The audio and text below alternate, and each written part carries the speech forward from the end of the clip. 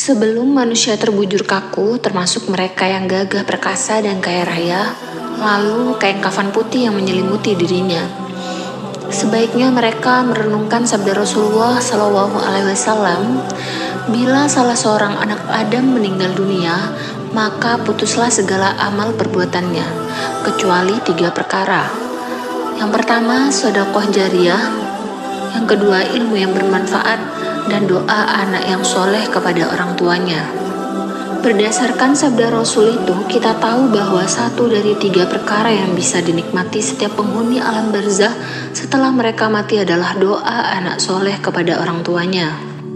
Hadis itu mempunyai 2 sasaran. Pertama, kepedulian kepada orang lain walaupun sudah berpindah alam. Kedua, memberi tarbiyah atau pendidikan kepada anak kita agar kelak menjadi anak yang soleh dan solehah. Dan selalu ingat kepada orang tuanya yang sudah meninggal. Sebuah pengalaman spiritual tentang hal itu bisa dipetik dari kitab Irsyad Al-Ibad adalah seorang bermimpi dalam tidurnya melihat ahli kubur keluar dari liang kuburnya. Mereka memungut sesuatu, namun ia tak mengerti apa yang mereka pungut. Ia juga terheran-heran karena salah satu dari ahli kubur itu hanya duduk dan tak ikut memungut. Lalu ia mendekatinya dan bertanya, "Apa sesungguhnya yang mereka pungut?"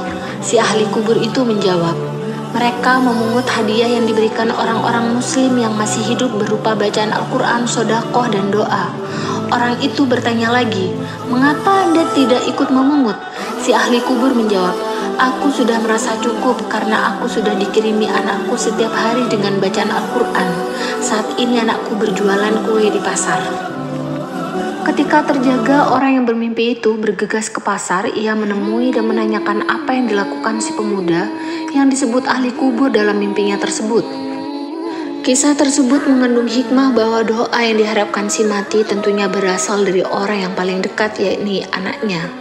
Ini menjadi bentuk bakti si anak kepada orang tua ketika kedua orang tua itu sudah meninggal. Tentu saja, si orang tua tidak akan menikmati doa-doa yang dikirim dari dunia kalau saja anak-anak mereka adalah para pendurhaka. Na'udzubillah, wallahu a'lam bishawab.